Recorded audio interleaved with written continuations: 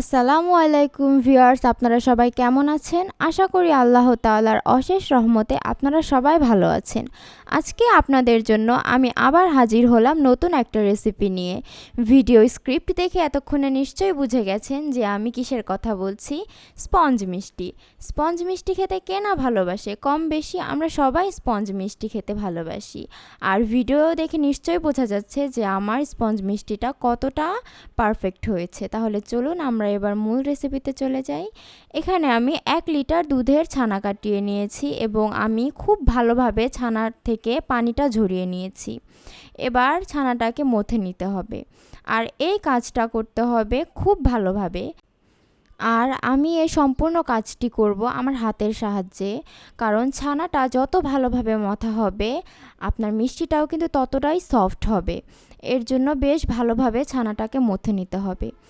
Viewers, আপনারা নিশ্চয়ই দেখতে পাচ্ছেন আমি কিভাবে হাত দিয়ে ঘষে ঘষে কাজটা করছি। এবার দেখুন আমার ছানাটা মথা একদম হয়ে গেছে আর এটা একদম সফট হয়ে এসেছে, সেটা আপনারা স্ক্রিনে দেখেই বুঝতে পেরেছেন। এবার আমরা এটা দিয়ে মিষ্টি বানাবো। আমি ছানাটাকে কয়েকটা পার্টে ভাগ করে নিচ্ছি এবং এই পার্টগুলো থেকে আমি এক একটা করে মিষ্টি বানিয়ে নেব। আমি আপনাদের একটা মিষ্টি বানিয়ে দেখাচ্ছি। মিষ্টিটা খুব ভালোভাবে বানাতে হবে যাতে মিষ্টির গায়ে কোনো ফাটল না থাকে।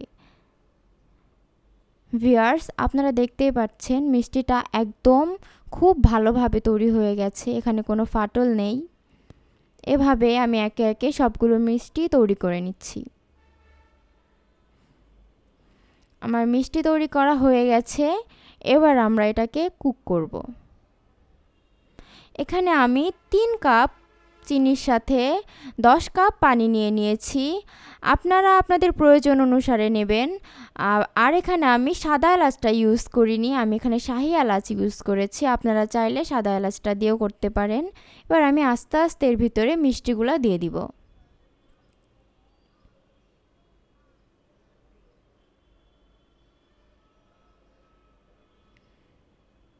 এবার এটাকে আমি হাই হিটে 5 মিনিট কুক করব।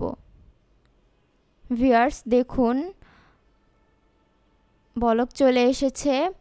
এবার আমি আপনাদেরকে মিষ্টিটা দেখাচ্ছি। দেখুন মিষ্টিটা কিন্তু ফুলে একদম ডাবল হয়ে গেছে, আর মিষ্টিটা দেখতে কত সুন্দর লাগছে সেটা আপনারা বুঝতেই পারছেন। এবার আমি এটাকে আবার ঢেকে মিডিয়াম আঁচে কুক করব প্রায় 15 থেকে 20 মিনিট।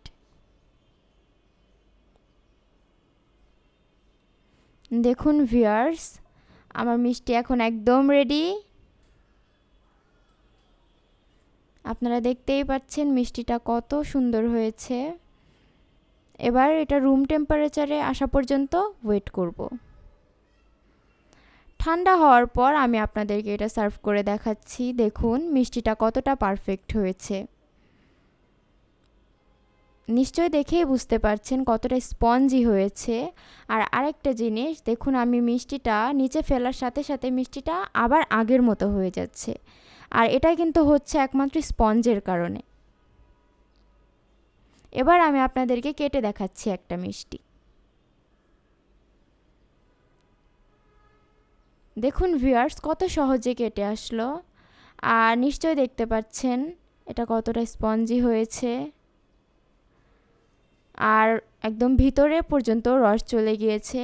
তো ভিউয়ার্স, আপনাদের যদি আমার ভিডিওটা ভালো লেগে থাকে তাহলে প্লিজ আমার চ্যানেলটা সাবস্ক্রাইব করবেন এবং বেল আইকনটি ক্লিক করে রাখবেন, আর আমার জন্য দোয়া করবেন। আপনারা সবাই ভালো থাকবেন। আল্লাহ হাফেজ। আসসালামু আলাইকুম।